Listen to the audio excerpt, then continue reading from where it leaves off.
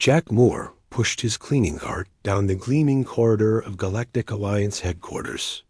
The wheels made a soft squeaking sound that echoed in the empty hallway. It was early, just after the artificial dawn cycle had begun on the massive space station. Most of the diplomatic staff were still asleep, which was exactly how Jack liked it. He stopped outside the main conference room and pulled out his access card. The door slid open with a gentle hiss.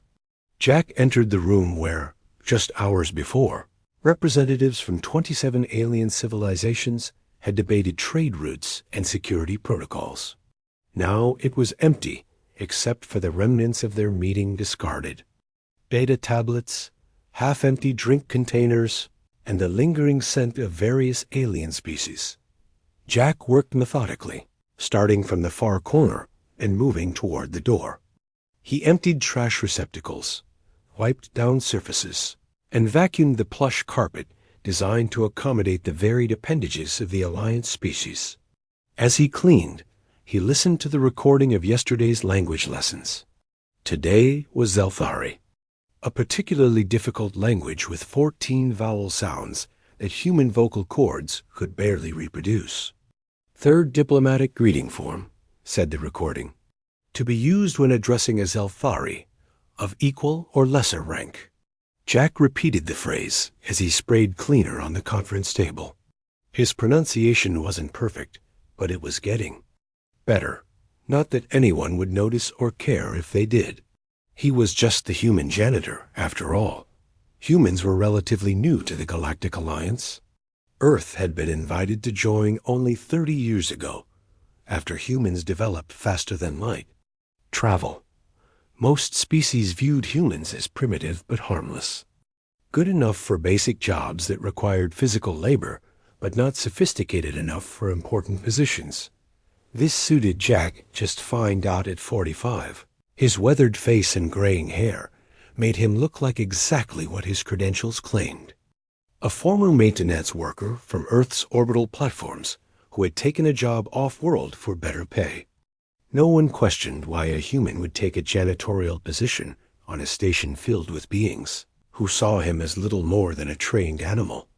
Jack finished the conference room and moved on to the executive offices. He had 17 minutes before the early shift administrative assistants would arrive.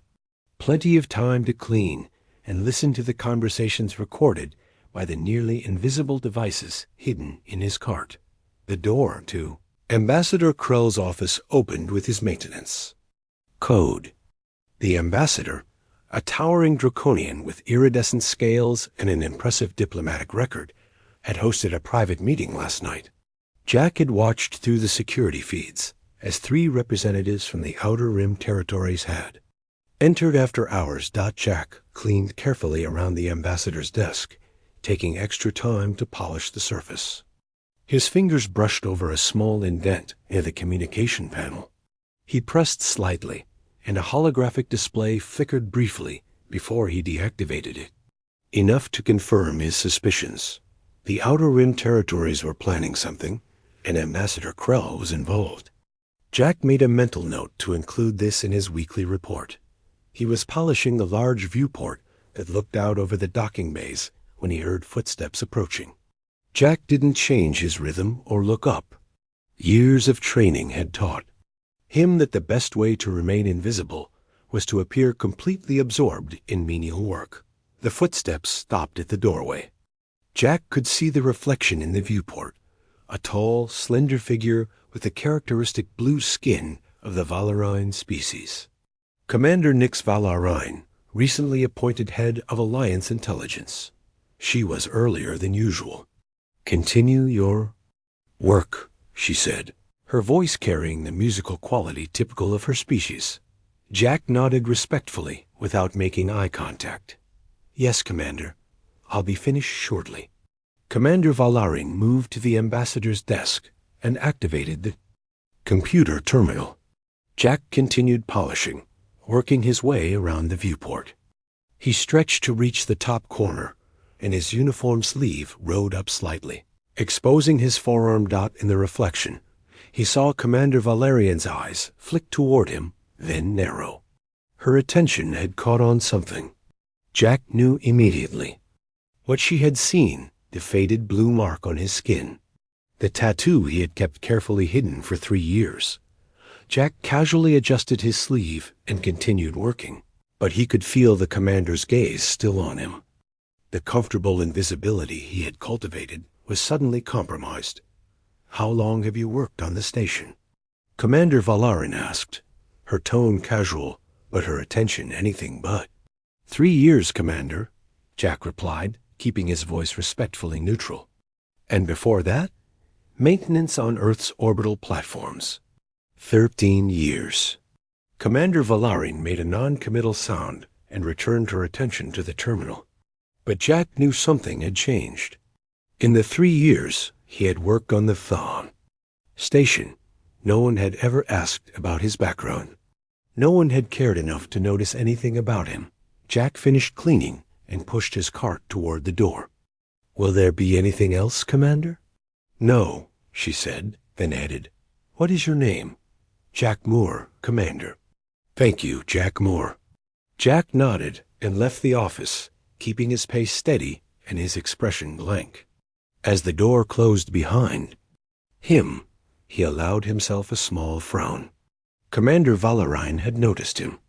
Worse, she had noticed his tattoo. The mark wasn't just a reminder of his past. It was a functional piece of technology, nanits embedded in his skin that connected him to Earth's deep space intelligence network. The design appeared decorative to most observers, a series of interconnected lines and geometric shapes that might be mistaken for a cultural symbol or personal memento. Valerians were known for their extensive research into other species. If Commander Valerian recognized the design, if she knew what it meant, Jack pushed his cart toward the next section of offices. He would need to report this development. For now, though, he would continue his rounds. The human janitor that nobody paid attention to. The perfect cover for Earth's most experienced deep cover operative. As he cleaned the next office, Jack activated a secure channel through the comm unit hidden in his watch. A message, just a few encrypted words, was sent to his handlers on Earth. Cover potentially compromised, awaiting instructions. The reply came almost instantly. Maintain position. Assessment team inbound. Standard protocols. Jack acknowledged the message and went back to cleaning.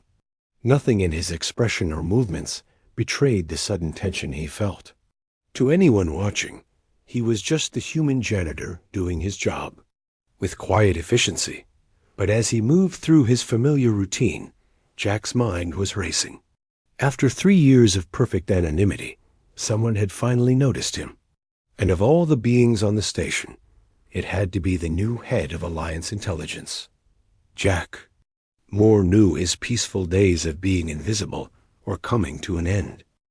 For the next 3 days, Jack Moore felt eyes on him everywhere he went. He maintained his routine cleaning conference rooms, emptying trash bins, polishing viewports, but he could sense the subtle shift in attention. Commander Valerian had been watching him, and not just through security cameras. Twice he spotted her blue-skinned form at the end of corridors. Once she appeared in the cafeteria during his lunch break, sitting several tables away, but clearly observing him. Jack ate his simple meal as he always did, alone and quickly, pretending not to notice her attention. On the 4th day after their encounter, Jack was cleaning the secondary communications hub when alarms blared throughout the station. Red emergency lights flashed in the corridors. The automated system announced a security breach in Docking Bay 7. Jack calmly stored his cleaning supplies and locked his cart in a maintenance closet. While other staff ran toward emergency shelters, he walked purposefully toward the security sector. No one questioned his presence or direction, even in an emergency. The human janitor remained largely invisible. He slipped into an empty monitoring room and quickly accessed the security feed. The screen showed 3 figures in dark, environmental suits moving through the docking bay. They carried weapons that Jack recognized immediately: Dravik plasma rifles, illegal in Alliance space and favored by assassins from the Outer Rim territories. Jack's suspicions about Ambassador Krell's late-night visitors had been correct. Was no random attack. He tapped his watch twice, sending a silent alert to his handlers on Earth. Then he pulled a small device from the hidden pocket in his uniform and attached it to the underside of the monitoring console. The device would record all security communications while masking its presence from station systems. Jack left the room just as a group of security officers rushed past. None of them spared him a glance. He made his way to Level 4, where maintenance. Tunnels offered access to all major sections of the station. If his guess was correct, the intruders would be heading toward the diplomatic quarters on Level 6. As he reached a junction in the maintenance tunnel, he heard voices. Jack pressed himself against the wall and slowed his breathing. 2 maintenance. Workers as Elthari and Avogin were discussing the alarm. Security says it's just a drill, the Elthari said, its translator making the words sound flat and mechanical. But why wouldn't they notify maintenance staff? Maybe they forgot. About us. Again, the Vosgian replied, frustration evident in its buzzing voice. Jack waited until they passed, then continued through the tunnel. He reached a ladder that would take him to Level 6 and began to climb. His muscles kept in peak condition. Despite his cover as an aging janitor, handled the exertion with ease. He emerged from a hatch near the diplomatic quarters just in time to see the 3 intruders, turning a corner ahead. They had somehow bypassed security and reached their target. Jack followed silently, staying just far enough behind to avoid detection. The intruders stopped outside Ambassador Krell's quarters. One of them placed a device on the door panel. Jack recognized it as a Corian lock bypass, another illegal technology. The door slid open, and the 3 figures entered. Jack needed to act. Ambassador Krell might be involved in something suspicious, but an assassination on the station would create diplomatic chaos. He moved quickly to a nearby supply closet, one of many he had modified over his 3 years on the station. Inside, hidden behind cleaning supplies, was a small weapons cache. Jack selected a neural disruptor, non-lethal but effective against most species, and a short combat knife. He tucked both into his uniform and approached Ambassador Krell's quarters. He pressed his ear to the door. Voices came from inside, the muffled sound of the ambassador's distinctive growl and the pussy, electronically altered voices of the intruders. They were talking, not fighting. This wasn't an assassination attempt. It was a meeting. The payment was supposed to be delivered 3 days ago, one of the altered voices said. Our employer is not patient. The council is watching me, Ambassador Krell replied. I needed to be careful. The data is ready now. Jack's suspicions were confirmed. Ambassador Krell was selling information. The question was, what information, and to whom? Before he could hear more, a hand gripped his shoulder. Jack reacted instantly, his body moving on trained instinct. He spun, deflected the hand, and had his attacker pinned against the opposite wall in less than 2 seconds. He found himself staring into the surprised silver eyes of Commander Nix Valarin. For a moment, neither moved. Then Jack released her and stepped back, his face returning to its usual neutral expression. That was not the reaction of a janitor, Commander Valarin said quietly. Self-defense classes, Jack replied, the lie coming easily. Mandatory for Earth maintenance workers in space. Valerian's expression made it clear she didn't believe him. 3 armed intruders are in the ambassador's quarters, and you happen to be listening at the door. Explain. Jack considered his options. His cover was compromised, but his mission remained priority. I clean these corridors every day, Commander. I notice patterns. The ambassador has had unusual visitors lately. When I heard about the security breach, I thought they might come. Here. And you decided to investigate yourself instead of alerting security? Would security have believed the human janitor? A crash came from inside the ambassador's quarters, followed by angry voices. Valarian's hand moved to the weapon at her hip. "We'll continue this conversation later," she said. "For now, get to a shelter. That's an order." Jack nodded respectfully, but as soon as Valarian moved toward the door, he positioned himself beside her. She gave him a sharp look. "3 armed hostiles," Jack said simply. "Better odds with 2 of us." Valarian seemed about to object then. Nodded curtly. She drew her weapon a standard-issue Alliance stunner. Jack pulled out his neural disruptor. Her eyes widened at the sight of the advanced weapon. "Self-defense classes include weapons training?" she asked dryly. Jack didn't answer. He was focused on the door as it slid open, revealing Ambassador Krell, arguing with the 3 suited figures. All 4 turned to stare at the unexpected interruption. "Alliance security," Valarian announced. "Drop your weapons." Instead of complying, one of the intruders fired. Jack shoved Valarian aside as plasma energy scorched the wall where she had been standing. They both rolled to opposite sides of the doorway as more shots followed. Jack caught Valarian's eye across the doorway and made a series of quick hand gestures, standard Alliance military signals that a janitor should know. Her silver eyes widened, but she nodded in understanding. On his signal, they both moved in perfect coordination. Valarian fired her stunner at the leftmost attacker, while Jack's neural disruptor took down the one on the right, the middle attacker. And Ambassador Krell both reached for weapons. Jack threw his knife with practiced precision. It embedded in the console next to the ambassador, sending sparks flying and distracting both Krell and the remaining attacker. Valarian used the distraction to fire again, stunning the 3rd intruder. Ambassador Krell raised his clawed hands in surrender as station security finally arrived. Valarian kept her weapon trained on the ambassador, but her eyes were fixed on Jack, the human janitor that nobody had paid attention to. "Until now, we will definitely continue our conversation," she said quietly. Jack knew his time of invisibility had officially ended. Jack sat in a small interrogation room. The gray walls were bare, except for a communication panel. A single light glowed from the ceiling. He had been waiting for 2 hours, his hands folded calmly on the metal table.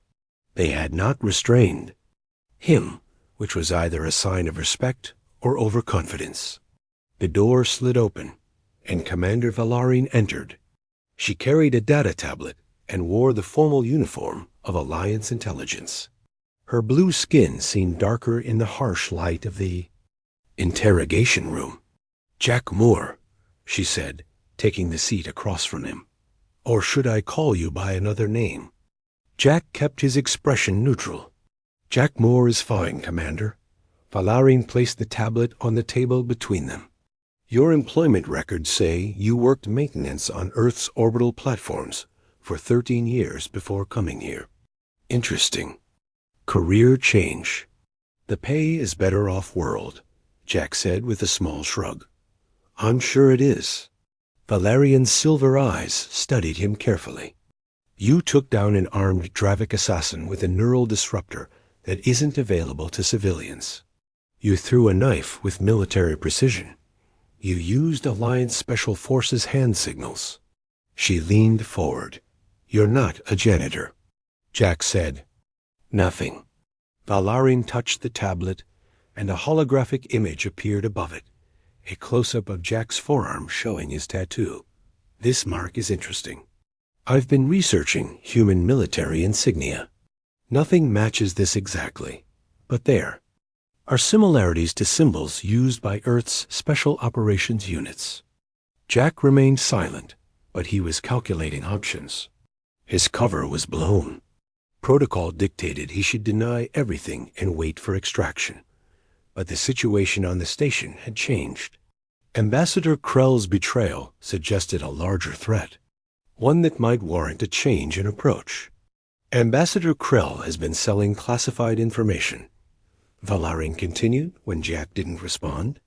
The data we recovered from his quarters included security protocols for Earth's defense grid. The question is, who wanted that information, and why? That got Jack's attention. Earth's defense grid was supposed to be impenetrable. If its protocols were compromised, millions of lives could be at risk. The 3 Dravik assassins are being questioned, Valarian said, but they're just mercenaries. They don't know who hired them. She deactivated the hologram and looked directly at Jack. I think you might have insights that could help us. Jack met her gaze. After a moment of calculation, he made a decision. What do you know about Earth's shadow operators? Valerian's eyes widened slightly, the first real surprise she had shown. They're a myth. A rumored elite unit that supposedly conducts covert operations throughout the galaxy. Earth officially denies their existence. Earth denies a lot of things, Jack said. He rolled up his sleeve, fully revealing the tattoo. This isn't just a mark of service. It's functional technology. Nanets embedded in the skin, connected to a secure network. Valarian stared at the tattoo with new understanding. A communication device hidden in plain sight, Jack nodded, and an identification marker. Each pattern is unique to the operative. So you are a spy, Valarian said, not sounding particularly surprised. Observer would be more accurate.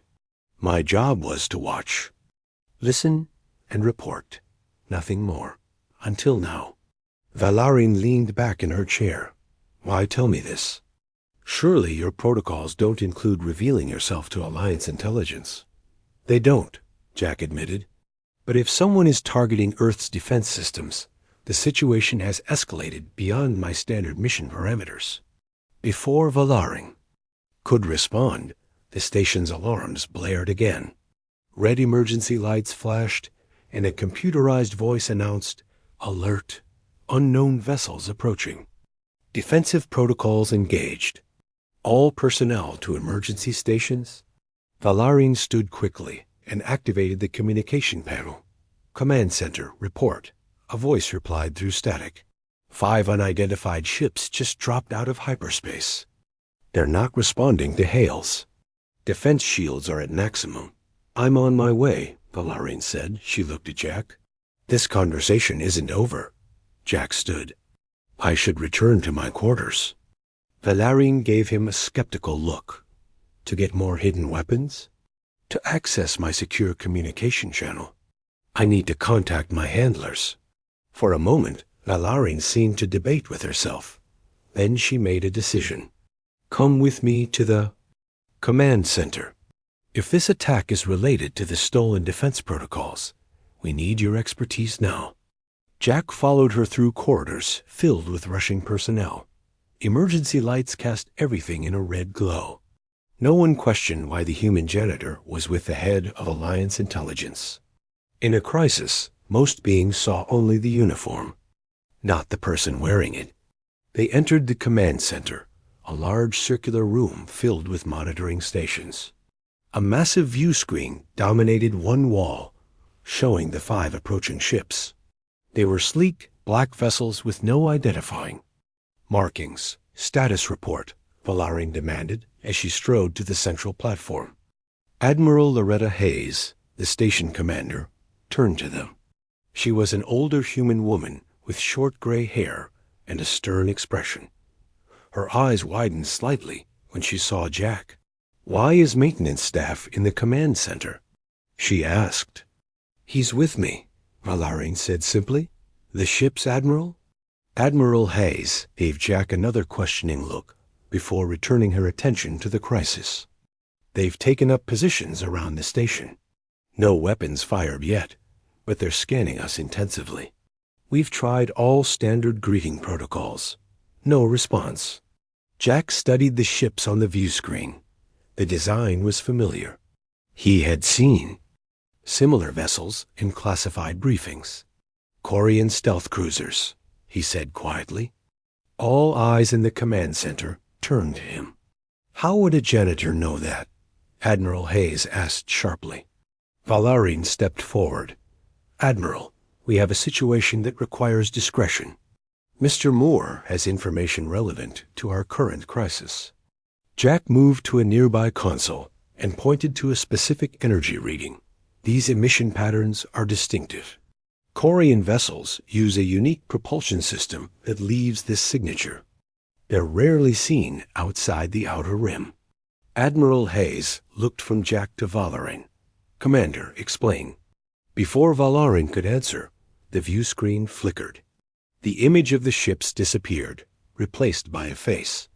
It wasn't Corian. It was human. The man on screen had pale skin, cold eyes, and a smile that didn't reach them. Greetings, Galactic Alliance Station Alpha. My name is Alan Pierce. I represent interested parties who wish to negotiate for the safe return of your station. We are not under your control, Admiral Hayes replied firmly. The man's smile widened. Actually, you are. The data we acquired from your helpful Ambassador Krell included more than just Earth's defense codes. It provided access to your station's main systems. As if to demonstrate, the lights in the command center flickered. Several consoles went dark. We now control your life support, your shields, and your communications, Pierce continued. I suggest you prepare for our boarding parties. We have much to discuss. The screen went blank. Throughout the command center, more systems failed. Emergency power engaged, casting the room in dim blue light. Admiral Hayes turned to her staff. Get those systems back online now. Amid the chaos, Jack caught Valerian's eye. He gave a slight nod toward the exit. She understood and followed him as he slipped out of the command center. In the corridor, Jack spoke quietly. I know who Alan Pierce is. He was Earth military intelligence before he disappeared 5 years ago. If he's working with the Corians, this is worse than we thought. What do you suggest? Valarin asked. I need to get to my quarters. My equipment there can establish a secure channel to Earth Command. Valarin nodded. I'll go with you. As they moved through the increasingly chaotic station, Jack knew that his days of anonymity were truly over. The human janitor had become the station's best hope for survival. Jack led Commander Valarin through maintenance tunnels that few on the station knew existed. Emergency lights cast long shadows as they moved quickly through the narrow passages. Distant alarms echoed through the metal walls. How do you know about these tunnels? Valarin asked as they climbed down a ladder to a lower level. They're not on any official station schematics. 3 years of cleaning gives you time to explore, Jack replied. And these tunnels are on Earth's classified schematics. We helped design parts of this station. They reached a junction where 3 tunnels met. Jack chose the one on the right without hesitation. After several more turns, they arrived at a small access door. Jack pressed his palm against the scanner hidden beside it. This doesn't lead to the general crew quarters, Valarin observed. No, it doesn't. The door slid open, revealing a small, plain room that looked like standard maintenance staff housing. A narrow bed, a desk with a basic computer terminal, and a small bathroom. Nothing unusual or suspicious. Jack moved to the desk and pressed a sequence on its surface. The bed slid sideways, revealing a hidden compartment in the floor. Inside was a metal case. He lifted it out and placed it on the desk. Standard Shadow Operator Field Kit, he explained as he opened the case. Inside were weapons, communication devices, and other equipment that no janitor should possess. He selected a small silver disc and placed it on the desk surface. That looks like Venaxi technology, Valarin said, recognizing the advanced design. How did Earth acquire it? We have our ways, Jack replied. He activated the disc, and a holographic display appeared above it. Jack pressed his fingers against the blue tattoo on his arm. The nanits within it glowed faintly, connecting too. The disk, Operative Gray, Authentication Sequence Nightshade Delta 734, Jack said clearly. The holographic display flickered, then stabilized, showing a woman in an Earth military uniform. Her expression was stern, her gray hair pulled back tightly. Operative Gray, she acknowledged. Your last scheduled report was not received. Explain. Station Alpha is under attack, Jack said without preamble. 5 Corian vessels. They've compromised station systems using information sold by Ambassador Krell. Alan Pierce is leading them. The woman's expression hardened at the mention of Pierce. Confirmed active? Our intelligence suggested he died during the Proxima incident. Very much alive, Jack confirmed, and working with the Corians. He claims to have Earth's defense grid protocols. The woman turned away briefly, speaking to someone off-screen. When she faced Jack again, her voice was tense. We've detected unusual activity in the grid's outer layer. Initial probes, nothing has penetrated yet. The Corians will board the station soon, Jack continued. I've had to reveal portions of my identity to Alliance intelligence. He glanced at Valarin, who stood silently beside him. The woman followed his gaze. Commander Nix Valarin. Your reputation precedes you. Valarin stepped forward. I cannot say the same, as I don't know who I'm addressing. General Lynn Carter. Earth Defense Command. The woman's tone was clipped. Circumstances are not ideal for introductions, but here we are. She returned her attention to Jack. Status of your equipment? Intact. Full tactical kit available. Your new orders, Operative Gray. Protect the station. Prevent Pierce from accessing any further Alliance or Earth systems. Capture him if possible. Eliminate if necessary. Jack nodded. Understood? And my cover? General Carter's expression softened slightly. After 3 years of exemplary service, I think we can consider that phase of your mission complete. Commander Valarin, she continued, Earth requests your cooperation. This threat concerns all Alliance species. The Alliance does not recognize Earth's covert operations, Valarin replied carefully. Officially. Officially, this conversation isn't happening, General Carter said with a thin smile. Unofficially, I'm authorizing Operative Gray to share whatever information and resources you need to secure the station. The holographic display flickered as something disrupted the connection. Our communication window is closing, General Carter said. Reinforcements are being dispatched, but they won't arrive for at least 6 hours. You're on your own until then. A connection ended. Jack closed the case and turned to Valarin. 6 hours is a long time with hostile forces boarding. You have a plan, Valarin observed. It wasn't a question. Jack moved to the wall beside his bed and pressed a hidden panel. The wall slid open, revealing a small armory. He selected what looked like a standard maintenance tool, but was actually a disguised pulse rifle. Pierce thinks he controls the station systems, but there are emergency protocols even Ambassador Krell wouldn't have known about. Earth back doors? Valarin asked, her tone suggesting she wasn't surprised. Insurance, Jack corrected as he strapped a combat vest over his janitor uniform. We need to get to the secondary command center on level 12. There is no secondary command center on level 12, Valarin said. Jack gave her a pointed look as he handed her a compact sidearm. Officially, they left Jack's quarters through the maintenance tunnel. As they moved through the station, they encountered panicked staff members rushing to emergency shelters. No one stopped the human janitor and the Alliance intelligence commander as they moved with purpose against the flow of traffic. They reached a service elevator that required special access. Jack placed his hand on the scanner, and the doors opened. Your access as a janitor shouldn't work for restricted areas, Valarin noted as they entered. It doesn't, Jack agreed. But my other access does. The elevator descended rapidly to level 12. When the doors opened, they revealed a corridor that looked like any other maintenance area on the station. Jack moved to what appeared to be a storage closet and entered a code on the keypad.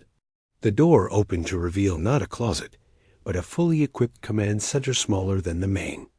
One, but with all essential systems. Several screens showed different areas of the station. One displayed the docking bay, where 3 shuttles from the Korean vessels had just landed. Pierce will send boarding parties to secure key systems first, Jack said, activating the control.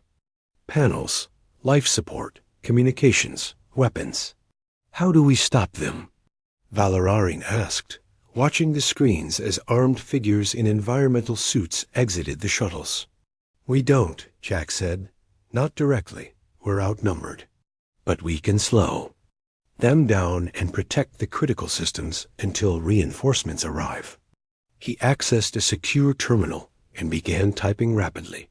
This station has a secondary system architecture that runs parallel to the main one. It was designed as a failsafe in case of catastrophic system failure, or in case Earth needed to take control, Valerian added. Jack didn't deny it. The point is, Pierce doesn't know about it. We can use it to reroute essential functions and lock him out of critical systems. On the screens, they watched as the boarding parties split into groups and moved into the station. One headed toward the main command center, another toward life support, and a third toward the communications array. Jack finished his work at the terminal and turned to Valerian. I've secured life support and communications to the secondary systems. They can't be shut down remotely now. But we need to protect this command center. If Pierce discovers it, he'll have access to everything. We can't defend this position with just 2 people, Valerian said. We don't have to defend it, Jack replied. We just need to make sure Pierce never finds it. He reached into a compartment beneath the main console and removed what looked like small silver discs, similar to the communication device he had used earlier, but smaller. Autonomous security drones, he explained. They'll create false signals to lead Pierce's teams away from this location while we deal with Pierce himself. Valerian took one of the discs, examining it carefully. Earth technology has advanced considerably beyond what you've shared with the Alliance. Trust is earned, Jack said simply. A new alert flashed on one of the screens. Jack leaned forward to examine it. Pierce is heading for the main server room on level 8. That's where he'll try to access the defense grid protocols. Then that's where we need to be, Valerian said. Jack nodded. He gathered additional equipment from the hidden command center, including what appeared to be standard maintenance tools, but were actually sophisticated weapons and devices. Ready? He asked Valerian. One question first, she said. Your real name, is it actually Jack Moore? Jack checked his weapons one last time before answering. Yes, some covers work best when they're mostly true. He headed for the door. Let's go stop Pierce before he starts an interstellar war. As they left the hidden command center, Jack couldn't help thinking how strange it felt to walk openly. As a soldier, rather than invisibly, as a janitor. For 3 years, no one had paid attention to him. Now the fate of the station, and possibly Earth itself, depended on him being noticed. Jack and Commander Valerian moved silently through the maintenance tunnels toward level 8. Jack led the way, his movements no longer those of an aging janitor, but of a trained operative. His eyes constantly scanned for threats, his body tense and ready. They paused at a junction where they could hear voices echoing through the metal walls. Jack held up his hand, signaling Valerian to wait. He pulled a small device from his pocket and placed it against the wall. The screen showed heat.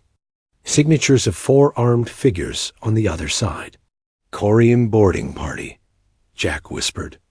They're guarding the main corridor to the server room. Can we go around them? Valerian asked. Jack nodded and pointed to a narrow passage to their left. It'll take longer, but we can access the server room through the cooling ducts. They changed direction, squeezing through tight spaces that most of the larger Alliance species couldn't navigate. Jack moved with the familiarity of someone who had mapped every inch of the station during his years of supposed janitorial work. After 10 minutes of careful progress, they reached a grate above the main server room. Through it, they could see Alan Pierce standing at the central console. 2 Quarian guards flanked him, their weapons ready. Pierce was typing rapidly, his face illuminated by the blue glow of the screens.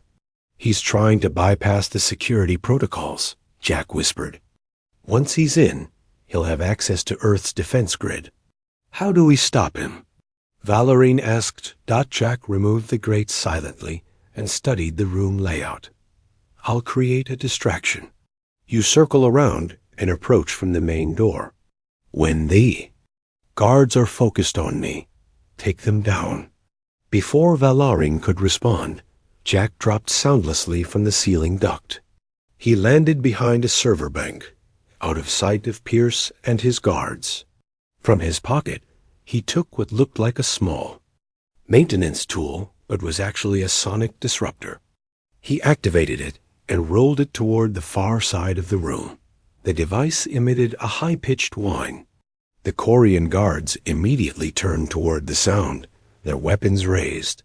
"Check it out," Pierce ordered without looking up from the console.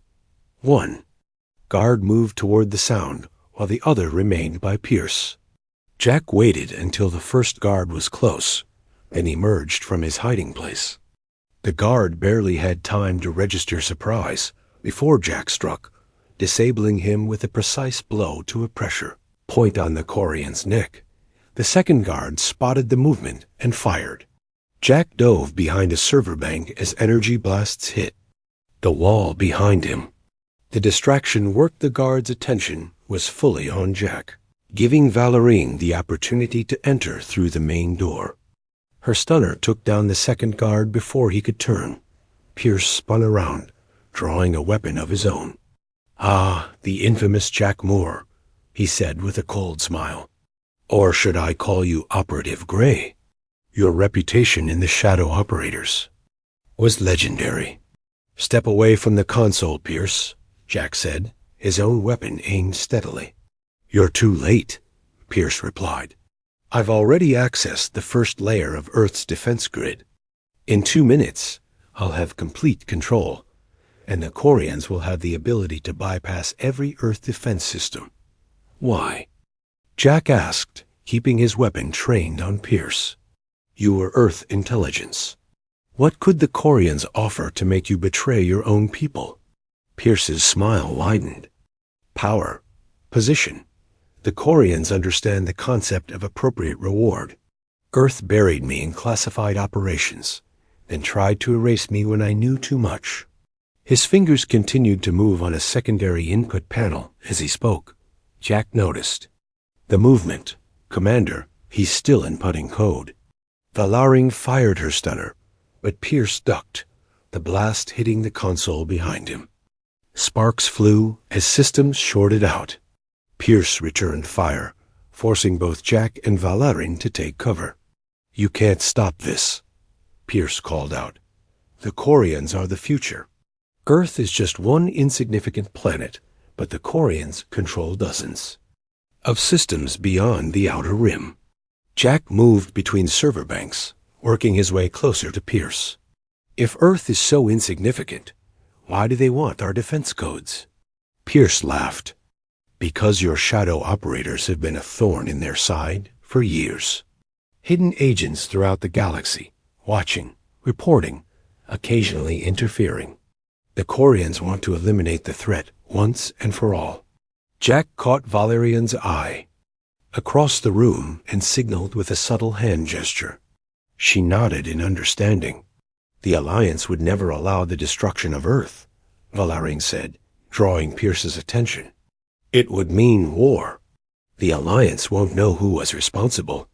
Pierce replied, "The attack will appear to come from the Dravik Confederation." By the time the truth is discovered, it will be too late. While Pierce was focused on Valorine, Jack moved silently to a position directly behind him. He reached up to his tattoo and pressed a specific pattern within the design. The nanits glowed blue, activating a specific function. Jack stepped out from his hiding place.